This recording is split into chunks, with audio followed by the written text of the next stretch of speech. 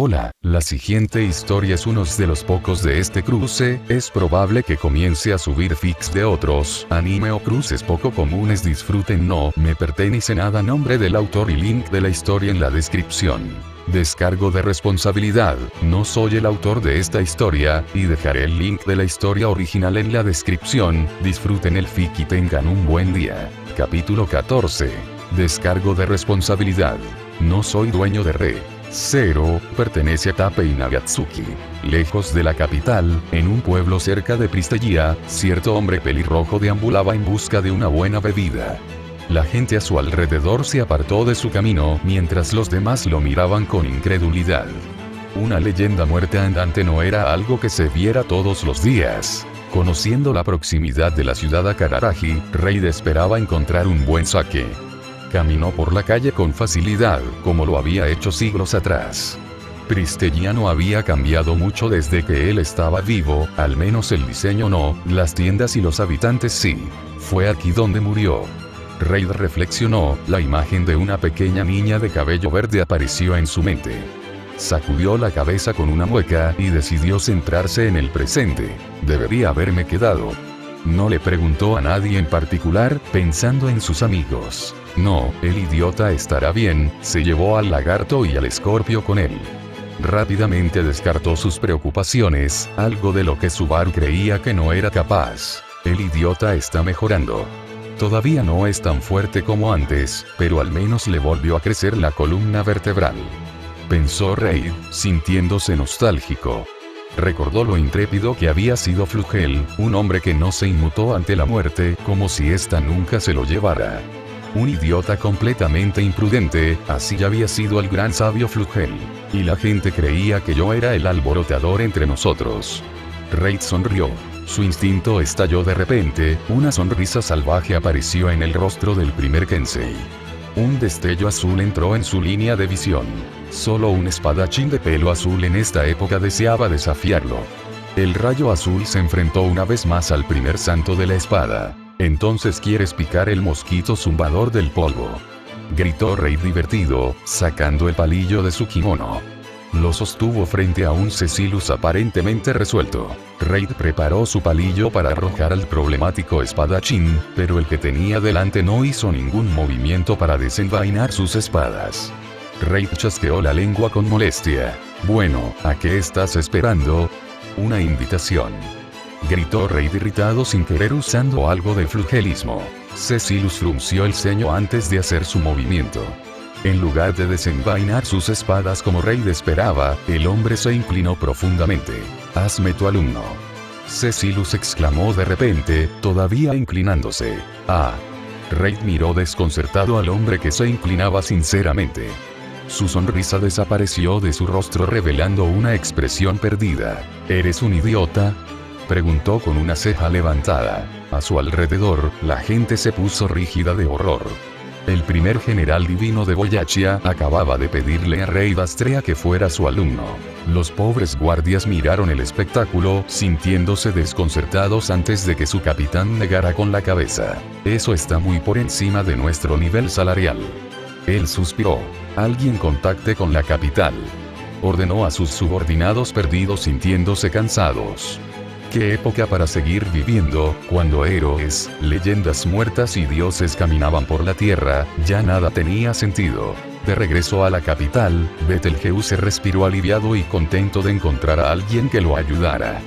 Julius sonrió pacientemente esperando la respuesta del gran espíritu. «Estoy tratando de encontrar la iglesia. Me separé de mi compañero debido a la multitud», Betelgeuse explicó sintiéndose avergonzada. Estaba actuando como un niño perdido, pidiendo dirección a un caballero real de todas las cosas. La multitud reunida frente a la iglesia era bastante impresionante. «No hay que avergonzarse de estar perdido», dijo Julius cortésmente mientras su mente vagaba. La razón por la que tanta gente se reunió allí fue para saludar al dragón divino y a los dos héroes que lo acompañaban. Natsuki Subaru y el gran sabio Shaula fueron invitados por el funcionario de la iglesia a unirse a la oración de la mañana.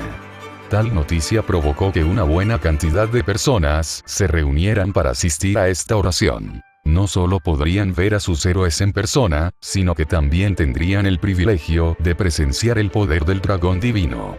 Los creyentes no perdieron el tiempo dirigiéndose a la iglesia, provocando que se formara una turba frente a ella.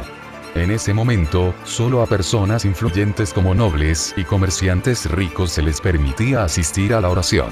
El caballero real siguió de cerca la situación por si se produjeran disturbios. Por ahora, la gente se mostró satisfecha con la situación, a pesar de no poder entrar a la iglesia. Julius solo pudo sonreír amargamente al recordar los problemas de su amante. Si él no hubiera sido quien desafió a Natsuki Subaru, entonces la situación en el campamento de Anastasia podría haber sido mejor. Sin embargo, Julius no pudo evitar la sensación de que eso habría conducido a un escenario mucho peor. ¿Cómo habría reaccionado el dragón divino ante el asesinato de su amigo por caballeros cuyo orgullo había herido? Seguramente el pacto se habría perdido. Lugnica se habría visto envuelta en una guerra civil con su vecino. Boyachia habría aprovechado la oportunidad de conquistar Lugnica. Aún así, el campamento de Anastasia había recibido un golpe del que tal vez nunca se recuperaran. Ahora ocupaban el penúltimo lugar. La única razón por la que no quedaron últimos fue debido a la política de Krush Karsten de abolir el pacto. Con la intervención del dragón divino, sus argumentos sonaron vacíos. Por ahora, el campo Felt era el candidato preferido. Si bien el apoyo de Natsuki Subaru mejoró la imagen de Emilia, la gente todavía desconfiaba de poner a un semielfo en el trono. La repentina pérdida de voluntad de Rosoal L. Matters también fue un factor en la incapacidad del semielfo para reunir apoyo. Si los otros candidatos no hubieran cometido un error tan grave al insultar a alguien relacionado con el sabio y el dragón divino, Emilia habría sido la última. Julius frunció el ceño, preocupado al recordar el encuentro que su señor tuvo con Natsuki Subaru. El hecho de que su amante le hubiera ocultado un secreto tan importante lo entristecía. Podía entender su aprensión al revelar el espíritu creado por la bruja. Mientras Julius deseaba creer las palabras de su amante y que Echidna no es una especie de espíritu maligno, las palabras del dragón divino y las palabras de Natsuki Subaru todavía resonaban en su mente. Ese zorro era una abominación nacida de la bruja de la codicia.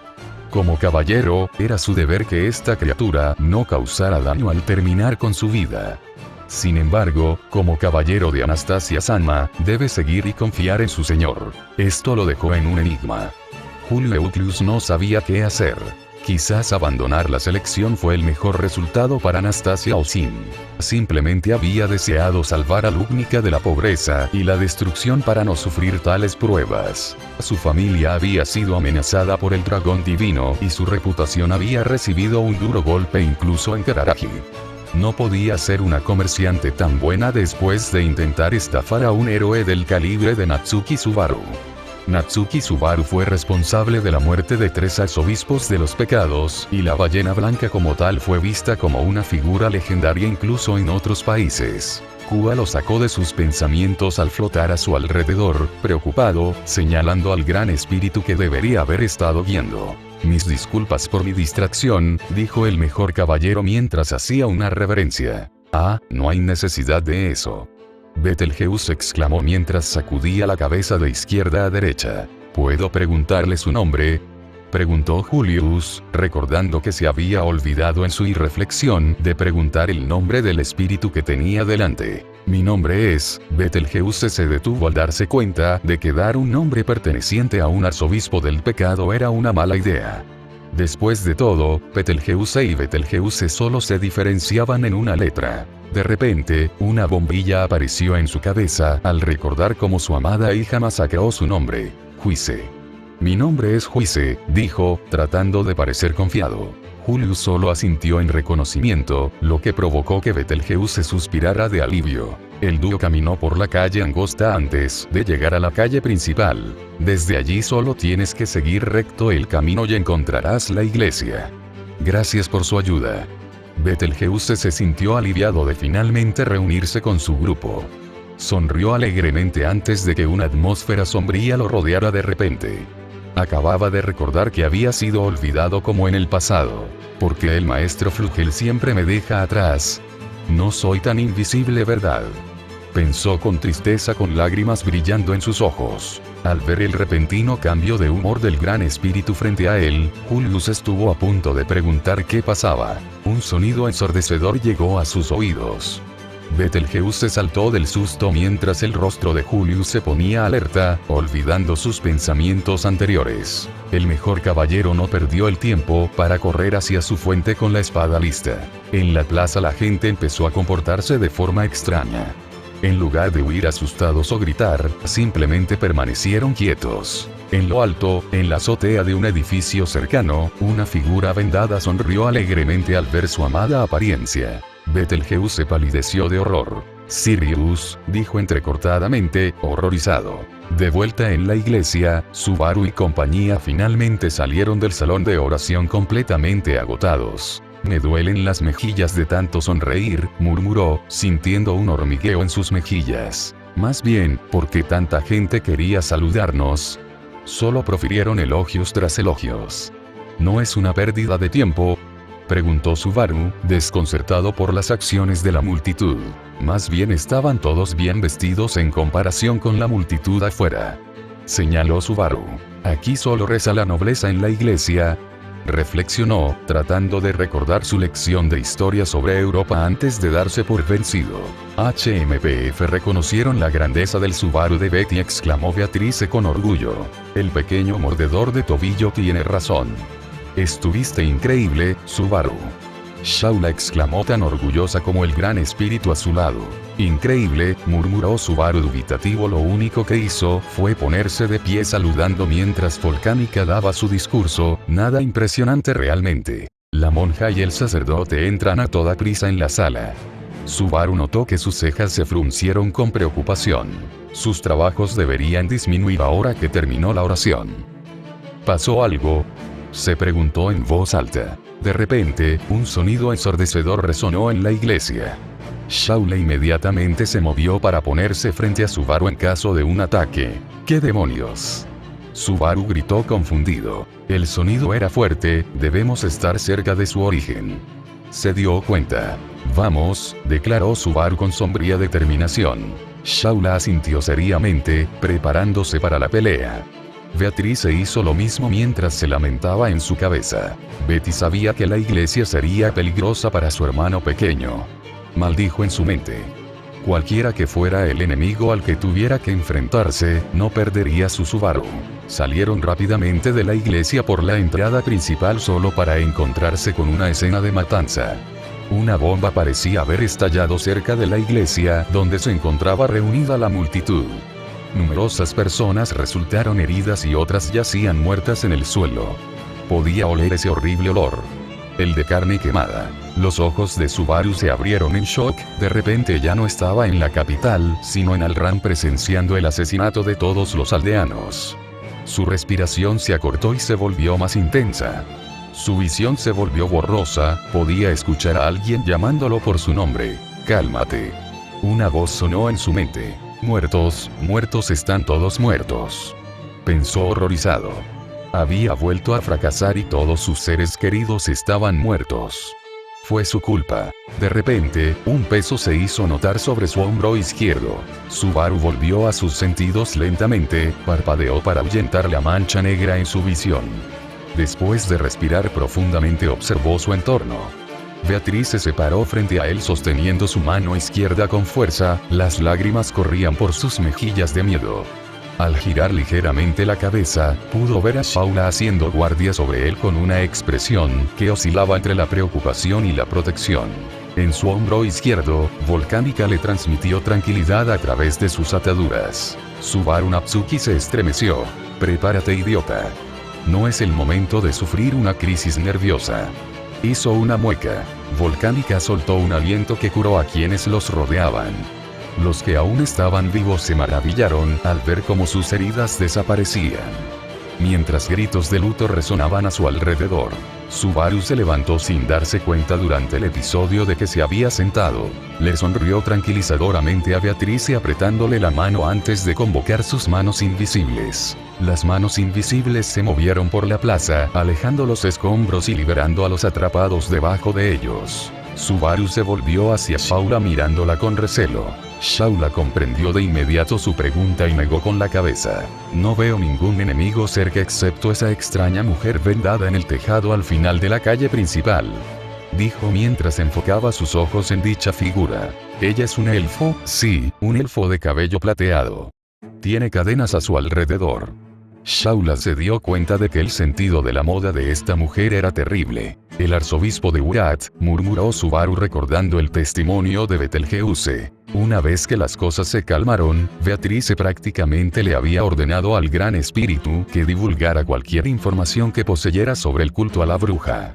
El culto fue después de que su amado hermano pequeño y el Gran Espíritu de Jin hubieran jurado protegerlo. Tenemos que detenerla. Shaula, ¿qué puedes ver? ¿Hay más cultistas?, exigió mientras apretaba los dientes. Una vez más no había podido salvar a quienes lo rodeaban de las garras del culto de la bruja. La furia nubló su mente. Los gritos llorosos a su alrededor solo alimentaron su odio por esos monstruos. Shaula entrecerró los ojos y frunció el ceño al presenciar un extraño espectáculo. Hay mucha gente frente a esa mujer, Subaru. Pero no parecen ser cultistas sino ciudadanos, comentó pensativamente. ¿Ciudadanos por qué?, murmuró Subaru antes de que Beatrice apretara su mano lo suficiente como para hacerle estremecerse. Beaco. Subaru exclamó confundido. ¿Qué pasa? E inclinó la cabeza preocupado por la actitud del rubio. Beatrice apretaba el puño con fuerza mientras apretaba los dientes. No olvides la autoridad de esa persona, supongo, murmuró tratando de recuperar el control de sus sentimientos. Ver a Subaru tan herido la había sacudido, no sabía qué hacer para despertarlo de su pesadilla diurna. El guardián de la estrella había hecho guardia, asegurándose de que uno causara daño a sus compañeros caídos. Sin embargo, Beatrice no hizo nada para ayudar. Fue necesario que el dragón divino apareciera para calmar a su Subaru. Esto llenó a Beatrice de impotencia y rabia. Rabia que, aunque justificada, no debería haber sido tan intensa. La Loli había salido de su paralizante ira recordando las advertencias de Geuse. Subaru parpadeó confundido antes de que sus ojos se abrieran al darse cuenta. Espera, ¿mi ira es inducida por su autoridad?, se preguntó Subaru preocupado.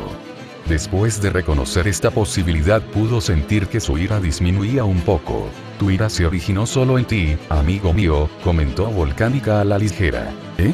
Ah, el contrato me protege de ese derecho, murmuró Subaru al darse cuenta. Subaru miró a la silenciosa Beatrice solo para suspirar aliviado al ver su rostro tranquilo. Beaco se recuperó.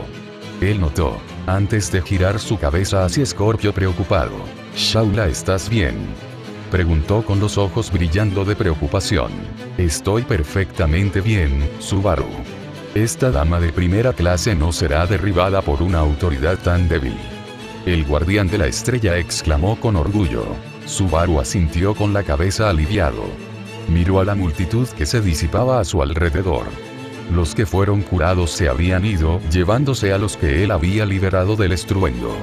Solo quedaron unos pocos cadáveres tirados en las calles. Subaru podía sentir la bilis subiendo a su garganta pero rápidamente la bajó. Viviste cosas peores, ¿recuerdas?, pensó en centrarse. Se volvió hacia el edificio donde debería estar el arzobispo mientras no pudiera verla. Eso no le impidió mirarlo con furia. Caminando hacia adelante, Subaru rápidamente intentó alcanzar a la elfa y poner fin a su ataque a la capital. Antes de que un ruido repentino lo detuviera en seco, pudo sentir que algo se acercaba a él. Una mano intentó agarrar su pierna solo para ser atomizada por el poder combinado de un escorpio sobreprotector y un dragón disgustado. Subaru miró hacia atrás para ver un cuerpo retorciéndose arrastrándose hacia él. Sus ojos se abrieron como platos ante el repentino cambio de género. Un zombie. Gritó con incredulidad. ¿Quién eres?, Julius le preguntó a la horrible mujer cubierta de vendas. Podía ver su cabello puntiagudo asomando a través de su cabello plateado. Hizo una mueca, preparándose para una dura pelea. A su alrededor, sus espíritus contratados flotaban tranquilos y decididos a proteger a su contratista. Lo más probable es que sea una cultista de las brujas, pensó sombríamente. Aunque no era alguien que juzgara por la apariencia, ese elfo atacó audazmente la capital de Lúbnica sin miedo. Ella también parecía poseer un poder extraño, al ver que la multitud actuaba de manera extraña. «Ese es el arzobispo de Urat», murmuró Betelgeuse cerca de él.